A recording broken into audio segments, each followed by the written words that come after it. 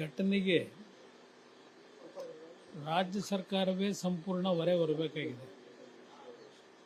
ರಾಜ್ಯ ಸರ್ಕಾರದ ಉಪಮುಖ್ಯಮಂತ್ರಿಗಳು ಅವರ ವರ್ಚಸ್ಸನ್ನು RCB ಅವರು ಗೆದ್ದಂಥ ವಿಷಯವನ್ನು ಇಟ್ಕೊಂಡು ಸಂಪೂರ್ಣ RCB ಟೀಮನ್ನೇ ಹೈಜಾಕ್ ಮಾಡಿ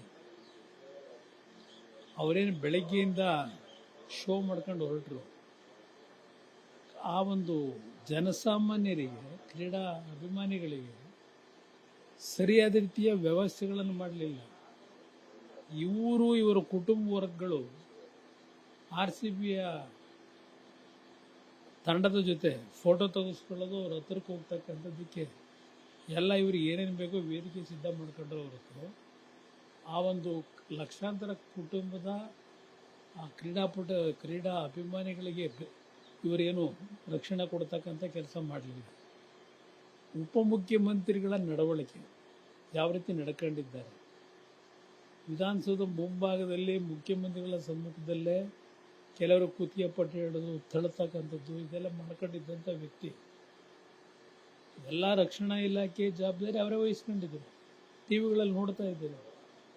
ಅದಾದ ಮೇಲೆ 3-4 ಬಾರಿ ಏನು ಆ ಕಪ್ಪನ್ನು ಆ್ಯಸ್ ಇಟ್ ಈಸು ಇವರೇ ಗೆದ್ಕೊಂಬಂದಾಗಿ ಆ ಮುತ್ತು ಕೊಟ್ಕೊಂಡು ಆ ಸಾವನಲ್ಲಿ ಒದ್ದಾಡ್ತಾ ಇದ್ದಾರೆ ಜನ. ಆ ಮುತ್ತು ಕೊಟ್ಕೊಂಡು ನಡ್ಕೊಂಡಂಥ ರೀತಿ ಇಮ್ಮೆಚೂರಾಗಿ ಇದೆಲ್ಲ ನೋಡಿದಾಗ ಆ ವ್ಯಕ್ತಿಗೆ ಅವರ ವರ್ಚಸ್ಸು ಮುಖ್ಯ. ನಾಡಿನ ಜನತೆಯ ಪ್ರಾಣದ ಬಗ್ಗೆ ಚೆಲ್ಲಾಟ ಆಡಿದ್ರು, ನಾಡಿನ ಜನತೆಯ ಬಗ್ಗೆ ಕಿಂಚಿತ್ ಗೌರವ ಇಲ್ಲದೆ ಇರತಕ್ಕಂಥ ವ್ಯಕ್ತಿ. ಇವತ್ತು ಮುಖ್ಯಮಂತ್ರಿಗಳಿಗೆ ಏನಾದರೂ ಗೌರವ ಉಳ್ಕೋಬೇಕು ಅನ್ನೋದಿದ್ರೆ ಇಂಥ ವ್ಯಕ್ತಿಗಳನ್ನು ಅವರ ಕ್ಯಾಬಿನೆಟ್ನಲ್ಲಿ ಇಟ್ಕೊಂಡು ಅವರ ಗೌರವಕ್ಕೆ ಚ್ಯುತಿ ಬರ್ತಕ್ಕಂಥದ್ದು, ಇಲ್ಲ ಅವ್ರ ನಿಷ್ಕ್ರಿಯನ ಅನ್ನತಕ್ಕಂಥದ್ದನ್ನು ಪದೇ ಪದೇ ತೋರಿಸ್ಕೊಳ್ಳೋದು ನನ್ನ ಅಭಿಪ್ರಾಯದಲ್ಲಿ ಮುಖ್ಯಮಂತ್ರಿಗೆ ಶೋಭೆ ಬರ್ತಾರಲ್ಲ. ಅವ್ರ ನಿಜಕ್ಕೂ ಒಂದು ಗೌರವ ಉಳಿಸ್ಕೋಬೇಕು ಅಂದರೆ ಈ ರೀತಿಯ ವ್ಯಕ್ತಿಗಳನ್ನು ಮೊದಲು ವಜಾಗೊಳಿಸಬೇಕು ಅನ್ನೋದು ಹೇಳಿ.